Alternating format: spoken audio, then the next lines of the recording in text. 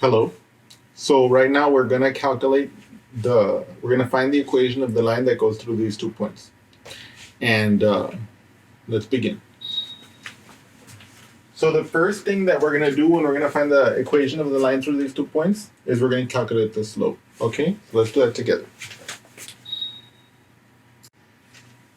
So we can see that the slope of the line through the 2 points x1, y1 and x2, y2 is m, where m is given by y2 minus y1 divided by x2 minus x1. And so here I'm going to write my formula down. M equals to y2 minus y1 divided by x2 minus x1. And what we're going to do to help us keep all of this in mind is we're going to label this. So this is going to be x1, y1. And we're going to label this x2, y2. Okay? This will help us to make mistakes. Okay? Now the reality is that we can all make mistakes, and I make mistakes too. But let's walk through this together. So my y2 is negative 7 minus my y1, which is 5, divided by my x2, which is 2, minus my x1, which is negative 3. Okay. Now what I want you to notice is this. Here, this minus sign comes from the formula, and the fact that this is minus inside comes from the fact that the x coordinate of this point is negative 3. Then, okay, we can bring that over here and we can see that that gives us negative 12 divided by 5. Because the minus minus becomes a plus, so it becomes 2 plus 3, which is 5. This is our slope. So now what we're going to do is we're going to calculate the equation of the line through these 2 points. So we know that the equation of the line through the point x naught, y naught with slope m is y minus y naught equals m times x minus x naught. So we already know that our slope is negative 12 over 5. We now can pick whichever point we want, and we can use it to make our equation of the line. So let's do that here. Step 2, calculate the line equation. Okay. So what we're going to do is we're going to choose one of these points. Okay. I'm going to choose this one for now.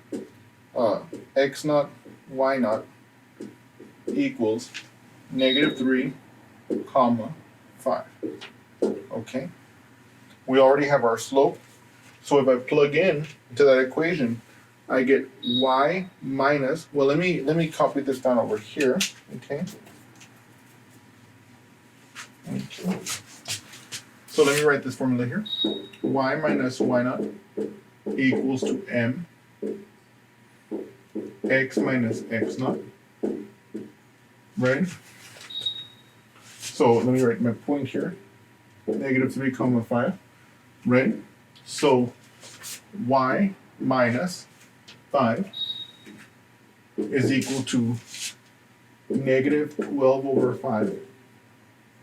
Then x minus my x naught, which is negative 3. Okay. And then here, you can see that this x minus minus 3 becomes x plus 3 inside here. So this can be rewritten as y minus 5 equals negative 12 fifths x plus 3. Okay. So if I wanted to, I could stop right here. I can answer my question now. I have written an equation of the line through these 2 points in point slope form right here. Okay. So I'm going to save this over here for reasons that will later become apparent. Okay.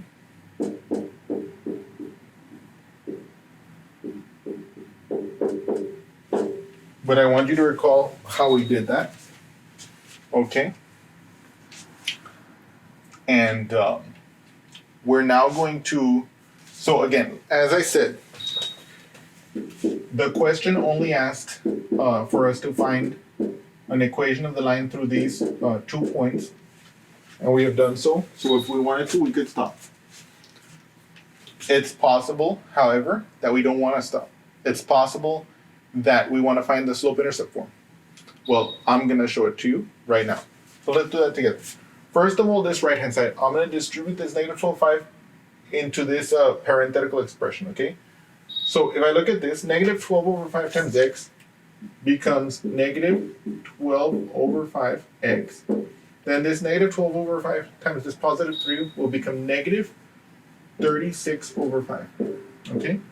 Okay. And I'm going to bring this down just straight away. Y minus 5.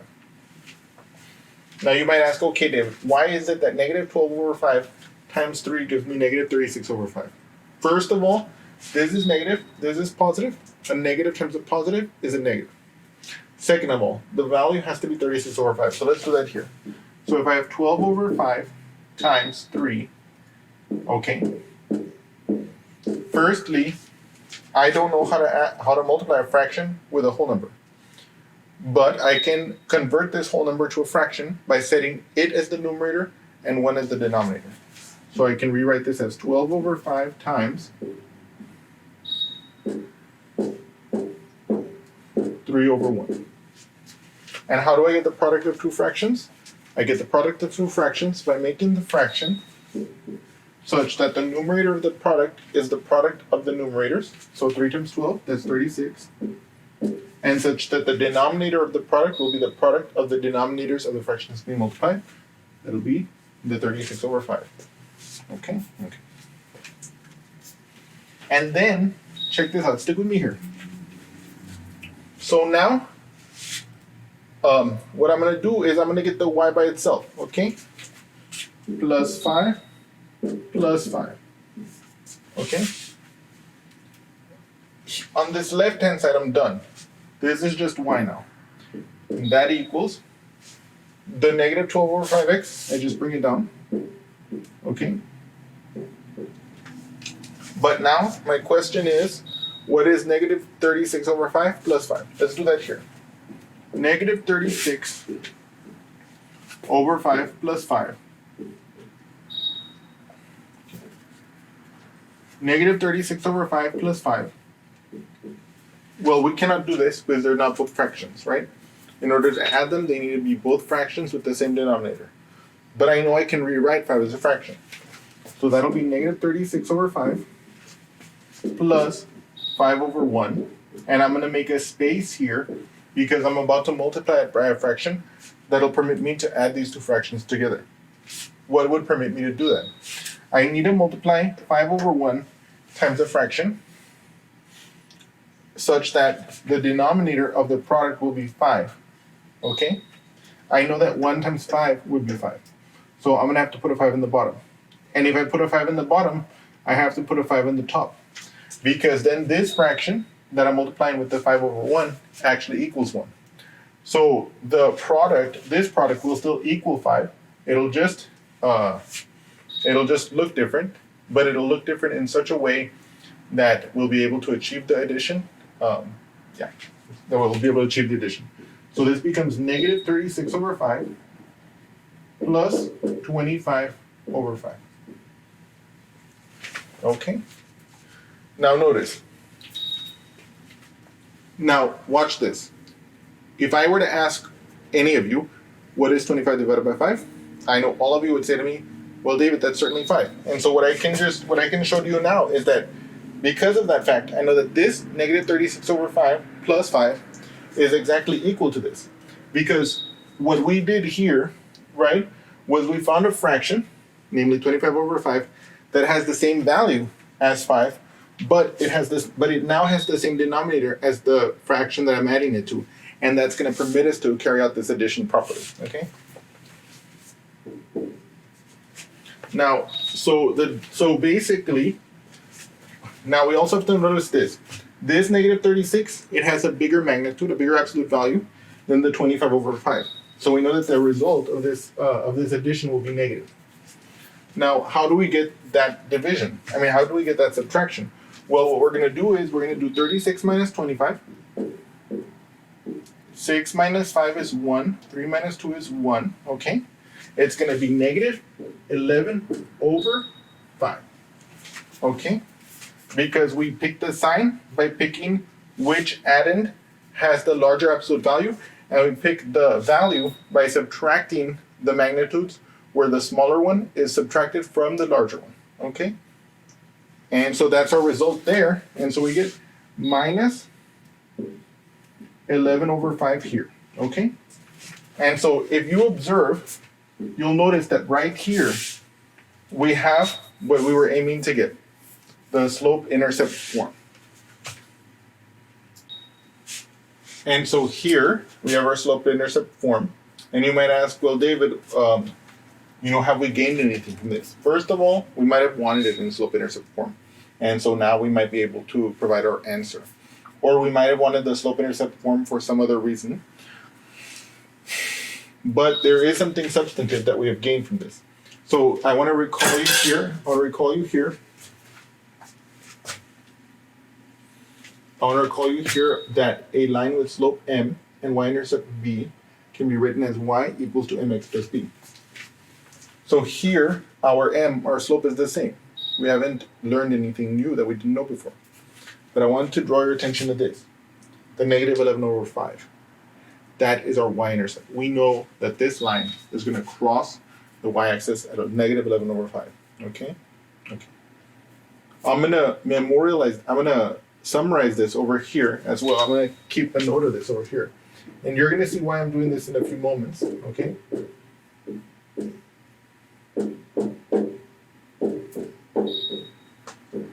Now again, the way the problem was originally written, right? We know that we had already answered it when we wrote down the point slope form, because the problem just asked us to write the equation of the line, to write an equation of the line that goes through the 2 points. We have now committed overkill by getting the slope-intercept form. But now I'm going to commit further overkill by using the slope-intercept form to get the standard form of equation of the line. And then after that, I'm going to overkill even more by answering a question that might be in your heads or might not be, but which I'm going to bring to the surface to make an important point. Okay? Okay. So let me erase all this here, and you're going to see what we're about to do.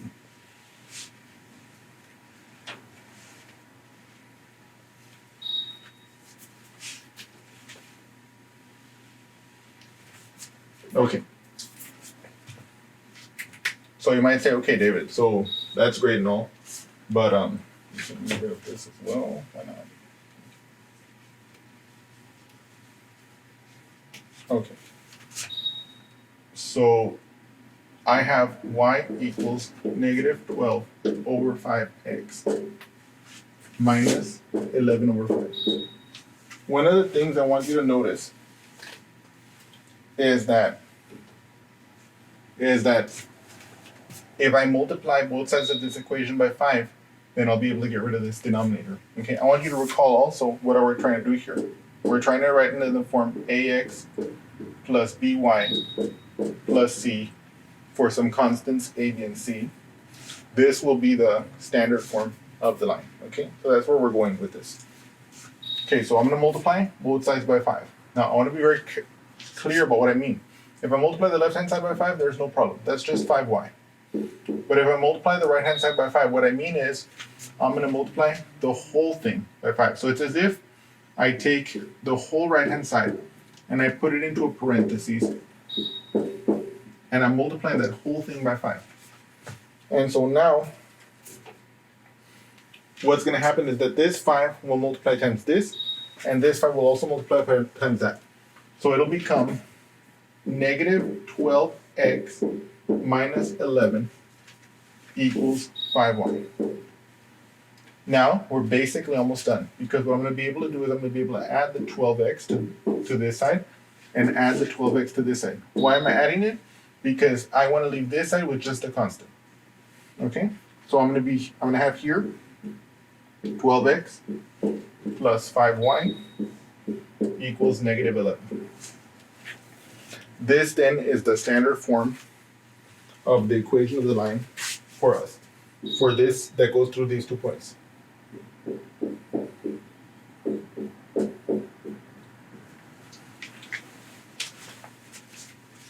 Now, I want to make a brief observation to you here while we have this equation on the board in such a central location. We want to remember, okay, so David, so you might ask yourself, okay, David, so we recall, what does it mean for an equation, for what does it mean that this is the equation of this line? This means that any pair x, y that makes this equation true is on the line represented by this equation, okay? So in particular, if you guys try, you guys should be able to plug in both of these values into this equation, and it'll make this equation true. Similarly, we could make the same statement about this equation or about this equation. So for example, if we took this equation and I took either one of these 2 points and I plugged it into the left-hand side and the right-hand side, then I would get a true statement. Okay, same thing with this one, same thing with this one, okay? So for example, let's say I wanted to do this. I'm gonna first calculate this left-hand side, the left-hand side. So in other words, I'm gonna calculate this at the point, let's say, -3, 5. Okay? So that would give us 12 times -3, because that's my x, plus 5 times my 5, because that's my y of this point. Okay, I know that this is -36 because 12 times 3 is 36, and a positive times a negative is negative. So that's -36 plus 5 times 5, 5 times 5 is 25, plus 25. Aha, I think you will agree with me that this equals -11. Notice what I did here. I evaluated the left-hand side at this point by inserting the x value of this point and the y value of this point into the left-hand side, and I got -11. And that means that it will match with the right-hand side of the equation. What if I did the same thing with the other point, right? So again, I think I'm doing super overkill now about this problem because we didn't need to do this, but I think that these are things that I want you guys to know, about. I want you to have these thoughts in your brain. I want you to have at least seen it once, right? Okay, so now I'm going to do the same thing here. 12 times 2 plus 5 times -7 equals, what's 12 times 2? 24. What's 5 times 7? -30. Well, 5 times 7 would be 35, but this is 5 times -7, so it's going to be -35. The plus of the minus will be -35. Okay? So in other words, 12 times 2 was positive 24, plus 5 times -7 became plus plus 5 times -7 became plus -35, which became -35. Okay? Okay. Now, if you look at this, 24 minus 35, you can already tell that that is also -11. I'm going to prove that to you here. 35 minus 24, 5 minus 4 is 1, 3 minus 2 is 1. And since the 35, which is the larger absolute value, has the negative sign, the difference here is negative. So what I've just shown you also is that for this equation, if I evaluate the left-hand side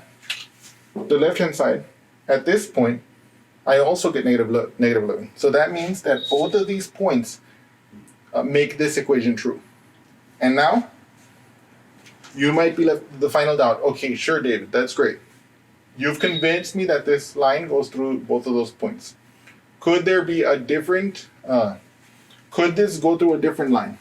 Or how do I know for sure that this is the equation of the line that goes through these 2 points? And this is where we are going to recall a geometric fact, and that is the following fact. It's actually a postulate, so we assume it to be true. And I know that's kind of like bad, but that's the way it goes, and it goes as follows. Through any 2 points, there exists one and only one line. So if this equation represents a line, and we know that it goes through these 2 points, then it represents the only line that goes through these 2 points. Okay? And so I hope you guys have enjoyed that examination here.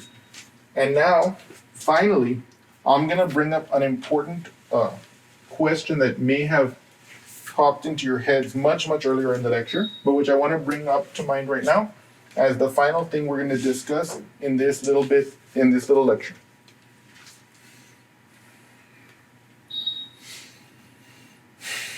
So if you guys were, well, not if, I know you guys were all paying attention, but I know that when you guys saw me calculate the point slope form, you guys thought, David, okay, sure, that's great. We saw how you did it. You used this point and you got that equation. And your question to yourself is, okay, David, if I use the other point, would I get the same equation? Is there any way I could prove that I would get the same equation? That is to say, could that, is there a way you can show me that it won't matter what point I use to make the equation of the line, provided that that point is on the line, will the equation I get be the same? Okay, so let me state that a different way. I use this point, if you use this point, will the equation you get be as valid as an equation of the line through these points? And the answer is yes, and I'm about to prove it to you. Okay.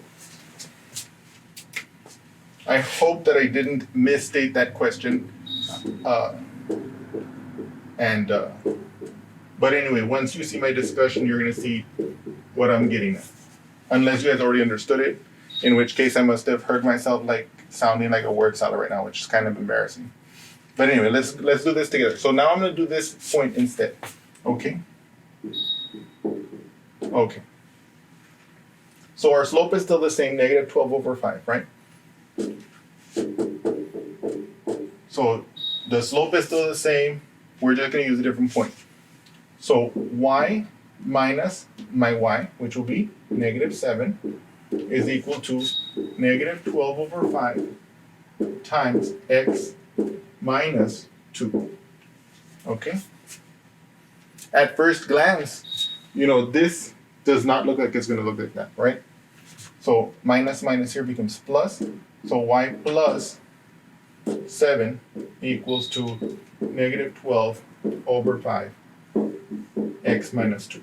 Okay, so now we have the point slope form that we got from using this other point. So it looks like we're in a problem. This line equation does not look like that equation. Okay? But I'm about to prove to you that it gives you the same line. And the way I'm going to do that is I'm going to get the y by itself, and we're going to see that it looks identically to this one. And that means we're going to have two lines with the same slope, with the same y-intercept. They must match. Okay? So let's do that together. Okay. How do I get this by itself? Well, so first of all, I'm going to distribute this like this. So y plus 7 equals -12/5 x, and then -12/5 times -2, a negative times a negative will become a positive, and then 2 times 12/5 will be 24/5. Okay? Okay. Okay. Now I'm going to subtract this 7 to the other side. -7 minus 7. Okay? So I'm going to be left with y equals -12/5 x, and now I'm going to have to calculate this. Okay, let's do that here together. 24/5 minus 7 is the same thing as 24/5 minus 7/1 times some fraction. We recall that the reason why I multiply by a fraction is so that I can get the denominators of these two fractions the same, because that will enable me to add them or subtract them, whatever the case may be. Okay. What I mean by that is this. In actual reality, addition and subtraction are basically the same process, right? Either we're putting things together or taking them away, but the process of adding and subtracting is roughly the same thing. and especially when we're dealing with fractions, because we have to get the same denominator, and then we have to do the addition or subtraction of the numerator. Okay. Okay. Anyway, so 5, we get 24 over 5 minus 35 over 5. Now notice what's happened here. Just as I showed you earlier, here I'm subtracting 24 over 5 minus 7. What is 35 divided by 5? I know all of you are going to say 7. And so you can see here, I'm doing the exact same thing that I'm doing here. I'm still subtracting 7 from 24 over 5. The only difference is that now the 7 is clothed as a fraction with a denominator of 5, which means I'm going to be able to actually do the subtraction. And if you notice, 24 minus 35, what is that? That's negative 11. So this is negative 11 over 5. Okay? And that means that when I put this over here, I'm going to get negative 11 over 5. Okay. So what I have just shown to you is this.